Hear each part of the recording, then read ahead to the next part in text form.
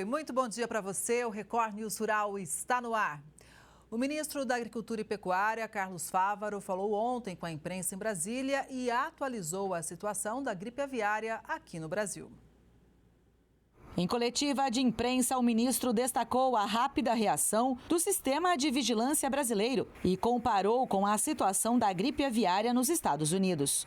A crise mostrou ao mundo a robustez do sistema brasileiro. Nós não queríamos, óbvio, que entrasse numa granja comercial, mas o fato é que um dia isso aconteceu. E o dia que isso aconteceu é a prova cabal de como o sistema brasileiro é robusto. Só para fazer uma analogia, nos Estados Unidos já foram abatidos 170 milhões de aves. 170 milhões. E no Brasil, 17 mil. É importante dizer também que fica claro, nós já estamos na metade do processo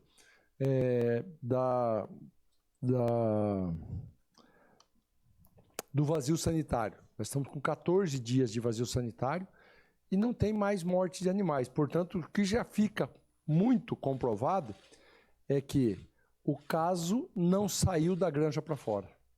E o sistema brasileiro funcionou e a gente está, então, na expectativa muito em breve de que, ao final dos 28 dias, a gente possa, então, já reduzir significativamente as restrições comerciais até a volta completa à normalidade da comercialização. Carlos Fávaro também comentou sobre o caso confirmado em ave silvestre em um zoológico em Brasília. De acordo com ele, essa confirmação não interfere na relação comercial do Brasil com outros países. Com relação ao caso do zoológico aqui de Brasília, é um caso de animal silvestre, como outros 168 casos que já ocorreram no Brasil nos últimos 2 anos, que não tem restrição nenhuma, né? Então, não há nenhum tipo de alarde.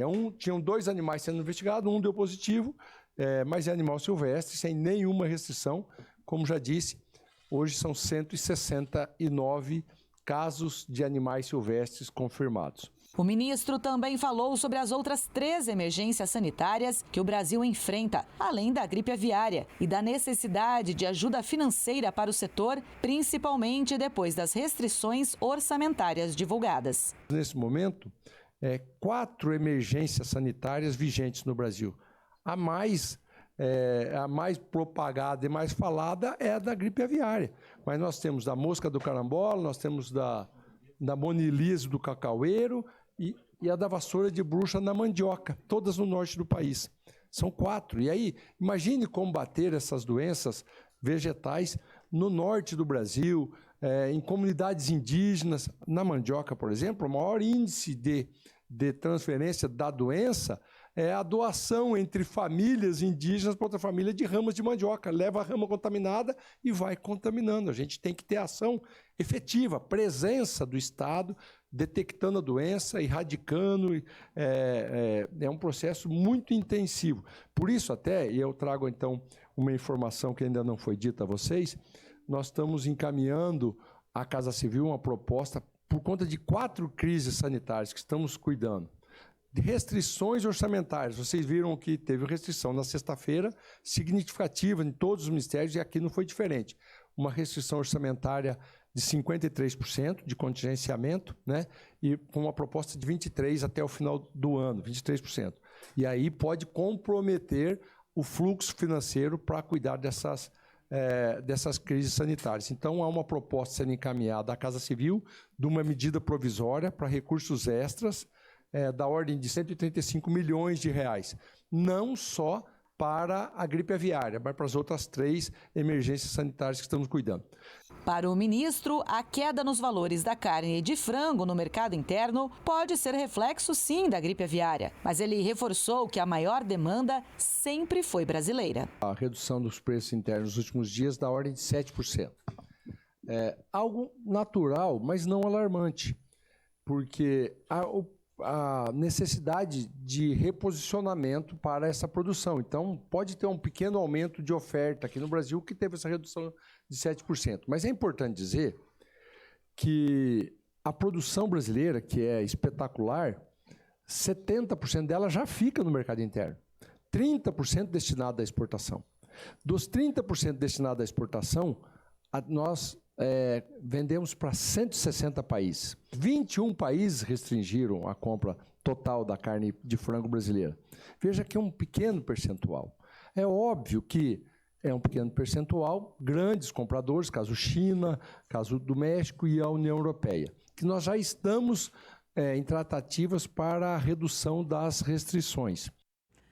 E a confirmação de gripe aviária numa granja comercial no Rio Grande do Sul, claro, trouxe preocupações para criadores de todas as regiões. Manter as aves dentro de um padrão de qualidade alto, sem descartar as boas práticas para o bem-estar animal, virou um desafio. Eu estou aqui com o Paulo Márcio, que tem cerca de 700 aves em seu plantel. Paulo, quais são os cuidados que você está tendo precedente à gripe aviária que foi descoberta?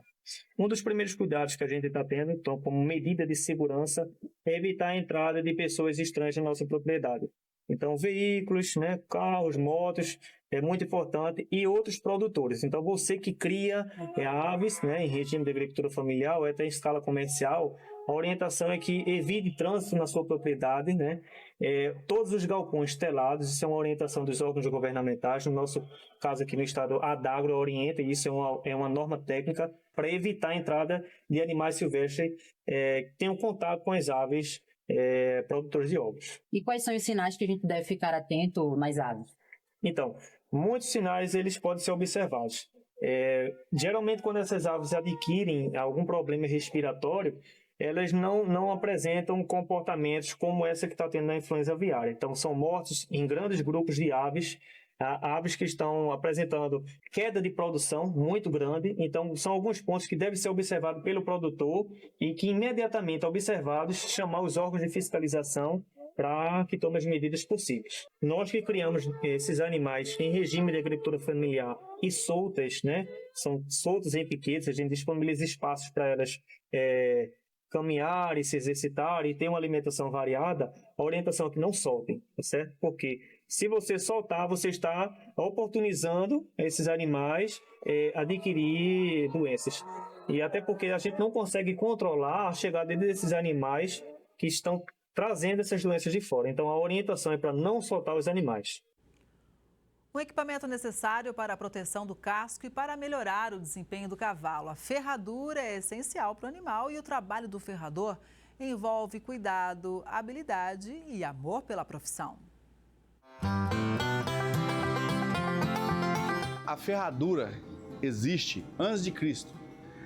Os grandes reis descobriram que o cavalo ele servia para você combater na guerra. Então, o que acontece? Eles descobriram que quem tinha cavalo vencia a guerra, porque você conseguia percorrer uma distância mais longa. Então, aí, o que aconteceu? Eles começaram a colocar os cavalos na guerra. Só que os cavalos, a partir do momento que eles começaram a fechar, mudar o ambiente do cavalo, ele começou a sofrer um desgaste do casco. Então, o que acontece? Eles tinham que inventar um sapato, alguma coisa, para colocar no casco do cavalo. E aí que entra a ferradura. Colocada no lugar certo, ela não dói e ainda evita desgastes no casco. Tem um ditado popular que todo ferrador acredita e segue à risca. Sem casco, não há cavalo. A aplicação da ferradura é um processo cheio de cuidados. O ferrador precisa entender exatamente o que cada cavalo ou égua precisa. Em média, a troca da ferradura é feita a cada 30 a 40 dias. Um trabalho de precisão que faz toda a diferença no bem-estar do animal. O primeiro passo é a limpeza do casco. Logo em seguida, vem o casqueamento que remove o excesso e ajuda a manter o formato ideal, seja para o campo, o esporte ou o lazer. Na arte de lapidar o casco, várias ferramentas são essenciais para chegar o mais perto possível do ideal. Cada detalhe revela o cuidado e o carinho com a profissão. Com o casco pronto, é hora de preparar a ferradura que precisa ter o tamanho exato. Para modelar a peça, Reginaldo usa a forja, uma espécie de forno que pode chegar a incríveis 1.700 graus. Isso aqui é a forja, que ela ajuda o ferrador. O que acontece? A ferradura fica mais macia para você forjar a ferradura e trabalhar mais perfeitamente. Bater pouco para não amassar a ferradura e bater mais certeiro. Você consegue arrumar a ferradura mais rápido e ela consegue ficar mais perfeita, mais plana. Com o molde tomando forma, o o ferrador parte para a cauterização. Isso aqui é importante, que ajuda muito o cavalo, essa cauterização, a fechar os poros para não entrar sujeira, entrar algum tipo de bicho, alguma coisa mesmo.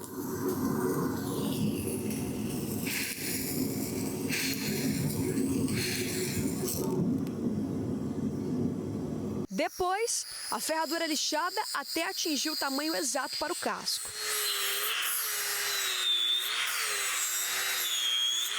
Em seguida, o ferrador afixa com os cravos próprios da ferradura. Ele tem um lado mostrando para você correto que ele joga o cravo para fora. Que eu vou lá, ó. O último passo é acertar os ajustes finais. Como a arrasca se comportou muito bem, vai ganhar até um brilho extra nas patas para ficar ainda mais bonita. E aí, deu para perceber a diferença? Reginaldo teve contato com os animais desde criança. Com mais de 20 anos de experiência, cuida de mais de 70 cavalos por mês. Este mestre das ferraduras conhece de perto o poder que o cavalo tem em transformar vidas. Eu chego até a arrepiar a falar, porque é verdade, é por isso que ele é muito usado com crianças especiais. O animal, ele é um ser que assim, você vai ver passar um animal perto de qualquer pessoa, todo mundo para, olha e fala, nossa, um cavalo, e fica encantado. Eu desde menino sempre gostei, amei, era professor de pismo, virei ferrador de profissão, mas nunca deixei de sair de perto do animal, é a coisa que eu mais gosto. Eu amo, sou apaixonado por cavalo. Os preços do arroz estão caindo. Os patamares são os mais baixos dos últimos 3 anos. Enquanto isso, os valores do algodão registraram o maior patamar desde março de 2023. De acordo com levantamentos do CPEA, os preços do arroz em casca encerraram maio com queda acumulada em 12 meses de 41%. Esse índice remete a patamares de maio de 2022. A variação havia sido positiva em 15% de 2022 a 2023. De 2023 a 2024, a variação positiva foi de expressivos 45%. As altas deixaram a cultura mais atrativa e os produtores aumentaram a área cultivada. Mas a demanda, tanto interna quanto externa, não cresceu na mesma proporção da oferta e tem arroz excedente. Dados do CPEA apontam que no balanço de maio, a desvalorização do arroz em casca foi de 6,92%, o que desestimulou os negócios no spot, tanto por parte de compradores quanto de vendedores. Enquanto isso, os produtores resistem à comercialização, argumentando que os valores praticados não cobrem os custos. Já com relação ao algodão, o indicador em pluma CPEA-Exalc subiu pelo 4º mês consecutivo, com a média passando para R$ 4,3950 a libra-peso, a maior desde março de 2023. De acordo com dados do CPEA, considerando os dados ajustados pela inflação, a média mensal superou em 2,75% a de abril de 2025 e em 6,31% a de maio de 2024. Os vendedores que ainda possuem lotes de qualidade superior seguem firmes. Enquanto isso, os compradores estão atentos às vendas do varejo. E o preço do café está caindo, reflexo da colheita que está a todo vapor. A média mensal do indicador CPEA-Exalc do café arábica tipo 6, bebida dura para melhor, posto na capital paulista, foi de R$ 2.484,29, a saca de 60 quilos em maio. Isso representa um recuo de 1,6% em comparação a abril e é a melhor média desde janeiro deste ano. A queda dos valores no mês passado, sobretudo na última semana, está relacionada à colheita da safra brasileira 2025-26 do arábica, que começou a ganhar ritmo em maio, e a do robusta, que foi intensificada ao longo do mês. De acordo com o levantamento do CPEA, a expectativa de uma safra maior reforça o movimento de desvalorização do grão. Em maio, o indicador CPEA-Exalc do robusta tipo 6, peneira 13 acima, a retirar no Espírito Santo, teve um recuo de 7,1% em comparação a abril, com média de R$ 1.394,45 a saca de 60 quilos. O Ministério da Fazenda definiu algumas regras para a divisão dos limites de financiamentos com subvenção da União no Plano Safra 2025-2026. O setor agropecuário acompanha com apreensão e quem chega para fazer uma análise é o Daniel Vargas, professor da FGV Direito Rio. Bom dia, Daniel. Seja muito bem-vindo ao Record News Rural. Olá, Kelly. Um prazer falar com você e com os telespectadores. O que a gente já pode analisar com relação a esses anúncios, hein? Nós estamos agora nessa reta final para a apresentação do Plano Safra, que vai organizar boa parte do financiamento da produção brasileira ao longo do próximo ano. E até o momento, eu creio que existem 3 ideias ou 3 mensagens importantes. A primeira delas é que nós devemos ter um Plano Safra que, em termos absolutos, pode ter o mesmo valor, ou quem sabe um pouco mais do que no ano passado. Porém, nós sabemos que a taxa de juros brasileira aumentou significativamente, o que aumenta o custo do governo para subsidiar o crédito. Como consequência, esse crédito, embora maior, pode durar menos tempo. A segunda mensagem é que, diante dessa realidade de limite orçamentário, o governo está numa briga de foice para saber onde colocar o dinheiro e como garantir as condições para que tenha um recurso que garanta a produção na agricultura. E a terceira é que, nesse cenário, haverá restrições na maneira como esse recurso será alocado. De um lado, são limitantes os estabelecidos critérios que vão tornar mais rígido o acesso aos recursos pelos bancos para destinar essas linhas para os produtores. De outro lado, há uma tendência de priorizar o crédito para o agricultor familiar. Ou seja, a gente pode dizer que a situação ficou ainda mais delicada, colocando aqui nesse pacote, né, o momento econômico do país, a Selic muito elevada, né, e a necessidade crescente do setor agropecuário pelo um plano safra mais robusto, vamos dizer assim? E em um momento de margens muito estreitas e com endividamento rural crescente. Então, num ambiente em que, economicamente, a situação no agro, embora tenhamos safras recordes, é de margens de lucros muito estreitas, com a disponibilidade de crédito, na prática, mais restrita, com o capital mais caro, com as taxas de juros muito elevadas, a consequência é que nós teremos agora um ciclo de produção mais arriscado. E, naturalmente, em um cenário como esse, o alerta para os produtores é de se precaver. Porque, por um lado, vai ser mais difícil acessar esse recurso público, já que, em última análise, o percentual de subsídio do governo vai cair. De outro lado, captar o dinheiro no mercado privado a uma taxa Selic que se aproxima de 15% pode ser inviável para a maior parte dos produtores, criando, assim, um ambiente em que o financiamento da produção vai ser muito mais duro ao longo do próximo ano.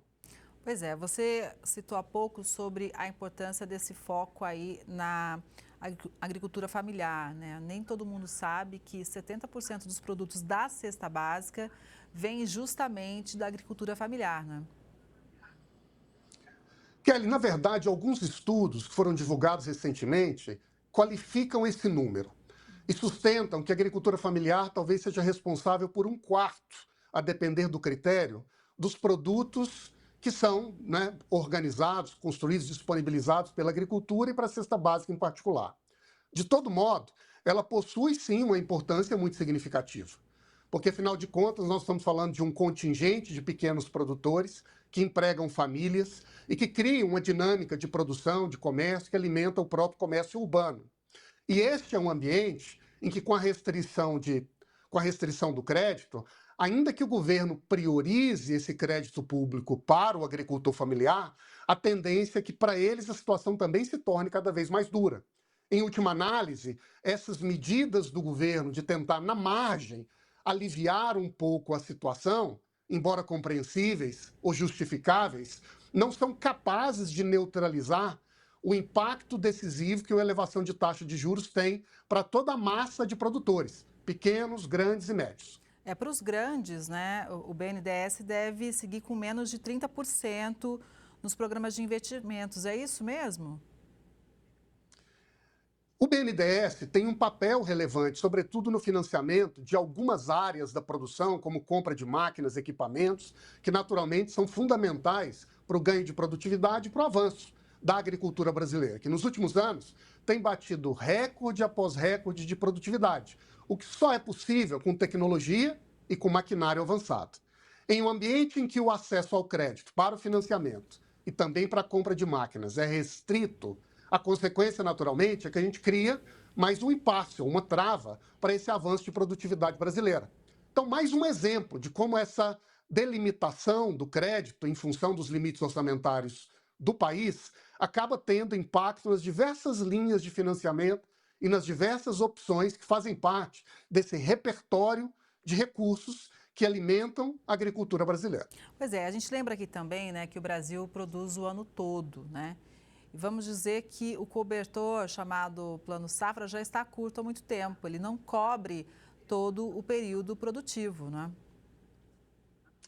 O que significa, Kelly, que ainda que em termos absolutos o montante de crédito disponibilizado pareça alto, a tendência é que ele se esgote muito cedo, com 3, 4 meses, com algumas linhas se antecipando um pouco mais, um pouco menos.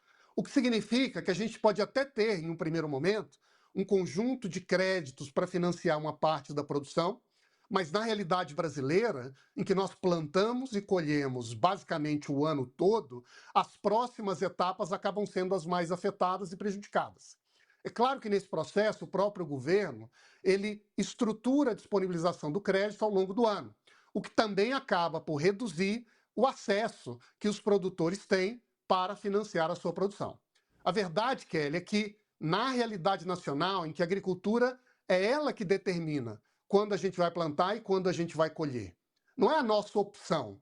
Nós plantamos antes da chuva, colhemos depois da chuva.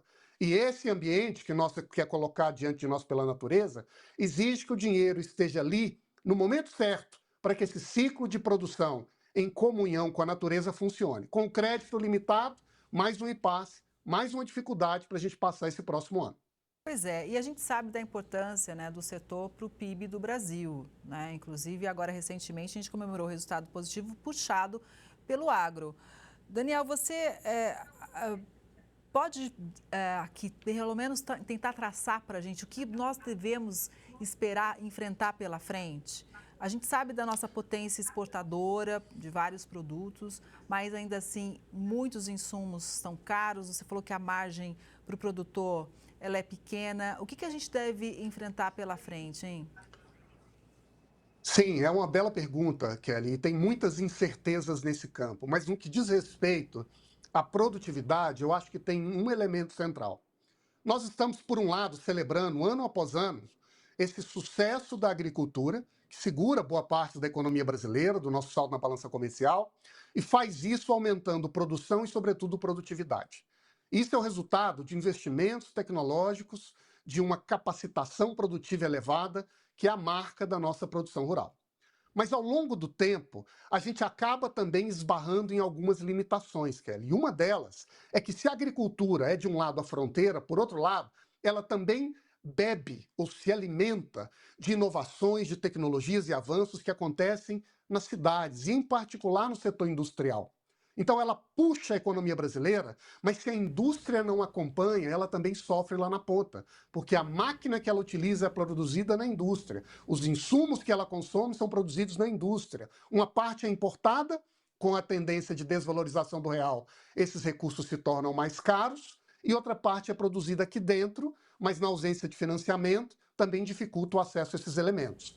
O que significa, Kelly, que nós estamos em um ambiente em que a grande força da economia e do agro é essa capacidade de inovar, produzir, fazer mais com menos.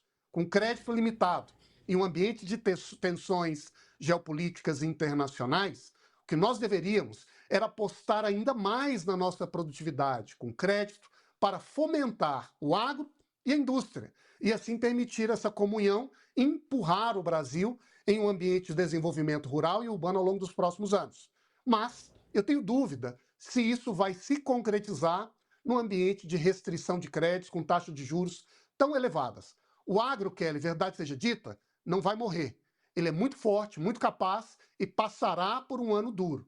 Mas a realidade é que nós não estamos vivendo, neste momento, um dos melhores momentos, digamos assim, de financiamento ou de apoio para o avanço desse setor produtivo brasileiro. E aí acontece o seguinte, né? O problema ele vai se arrastando e o governo se vê obrigado, muitas vezes, a depois a ampliar pagamentos de dívidas, renegociar dívidas, ou seja, vira uma bola de neve, né? O que a gente não cuida no início, a gente acaba sendo empurrado para gerenciar ou remediar no final. E uma economia saudável é justamente aquela em que os instrumentos da produção garantem esse avanço e essa força do mercado para diminuir as chances de fracasso, para domesticar os riscos e assim também promover um avanço produtivo mais saudável da própria economia livre, por assim dizer. Na ausência desses instrumentos consolidados, as consequências virão. E a gente sabe que entre essas consequências é a tendência de produtores não conseguirem pagar suas dívidas, de algumas produções, com a queda de produtividade, um ambiente de volatilidade do clima, gerarem perdas. Que essas perdas repercutam em instabilidades, não apenas no desenvolvimento de cidades que giram com o comércio em torno da produção de alimentos, mas com a própria ameaça inflacionária. Então, ou a gente cuida, e cuida bem, com carinho, daquele setor que produz e que garante a estabilidade e a prosperidade da economia nacional, ou acabamos tendo que pagar essa conta depois, remediando, atenuando a dor e o sofrimento das crises. Pois é, e você citou sobre a questão climática, né, dos prejuízos causados pelo clima, que é um problema que a gente acompanha aqui diariamente. E nesse pacote, então, eu preciso falar para você sobre o seguro rural, que é um outro problema, né? Muitos produtores não conseguem, e até se endividam, muitas vezes por falta do seguro, né? E é um dos grandes gargalos da estrutura econômica na produção rural brasileira. A gente sabe, Kelly, que boa parte do sucesso do Brasil foi de criar uma infraestrutura de domesticação do risco. A agricultura é risco.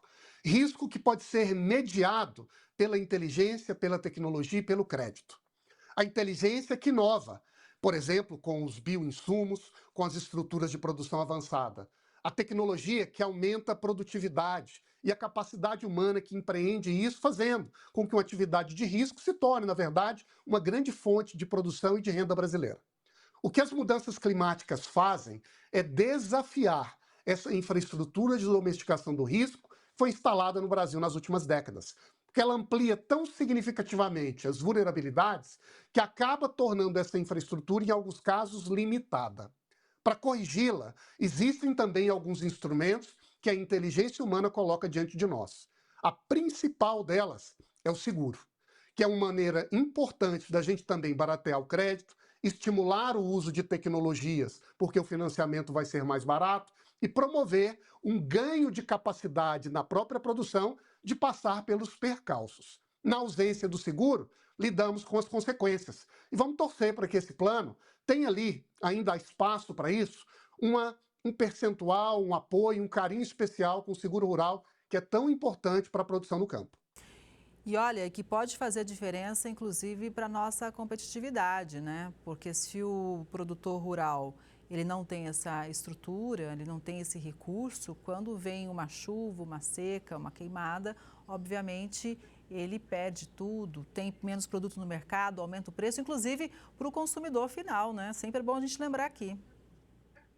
Claro, a gente olha para a agricultura e discute agricultura, não é apenas porque ela é uma atividade importante para o proprietário da terra, é porque ela é o verdadeiro vértice que organiza o sistema de trabalho, o sistema de investimento, o comércio no interior do Brasil e também a balança comercial na relação com o mundo. E, sobretudo, ele é a organização da grande base nacional, econômica e soberana e estável. Sem o seguro, tudo isso começa a ficar um pouco frágil. Com o seguro e com a estrutura de financiamento e de apoio, a maturidade desse regime gera benefícios para o produtor, mas para o país como um todo. Em um ambiente de tensões internacionais, em que as desconfianças de lado a lado acabam fazendo com que os países passem a estabelecer parceiros de preferência, fazem comércio com amigos, ainda que seja mais caro, mas para tentar cultivar uma relação de amizade, esse é um ambiente em que o Brasil, pacífico, harmonioso, sustentável, deveria aproveitar a sua posição como uma oportunidade para projetar cada vez mais aquilo que nós produzimos como um alimento seguro, saudável e rotineiro para abastecer o mundo, expandindo a nossa economia, gerando oportunidades para nós e passando pelos dramas que o mundo hoje vive como uma espécie de garantidor ou de apoiador da segurança alimentar, que vale dizer, Kelly, é a medida número 1 para organizar e manter a paz no mundo. Daniel, muito obrigada pela sua análise. É sempre importante para a gente ter você aqui. Vamos acompanhar agora, né, os próximos passos em relação ao Plano Safra. Um bom dia para você e até a próxima. Até a próxima. Obrigada mais uma vez. E essa edição do Record News Rural fica por aqui. Obrigada pela sua audiência. A gente se vê no próximo programa. Até lá.